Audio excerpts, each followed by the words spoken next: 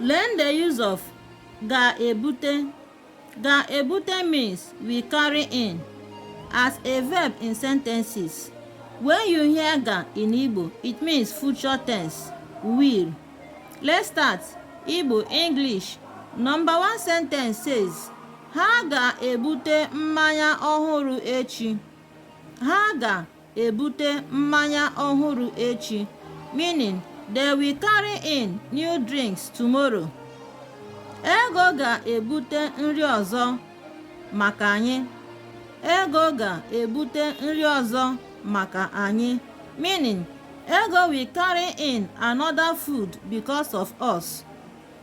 Ọ ga-ebute ya ma anyị ruo. Ọ ga-ebute ya ma anyị ruo, meaning she will carry it in when we reach. Ọ ga-ebute ya na mmanya n'otu. Ọ ga-ebute ya na mmanya n'otu, meaning she will carry it in with drinks at once. Ama m ọ ga-ebute ya. Ama m ọ ga-ebute ya, meaning I know she will carry it in. Remember, our verb here is ga-ebute, ga-ebute, meaning we carry in. That's why we underline them for easy understanding.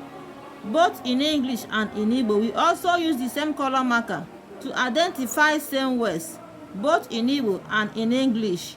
As you can see, mmanya means drinks, and so on.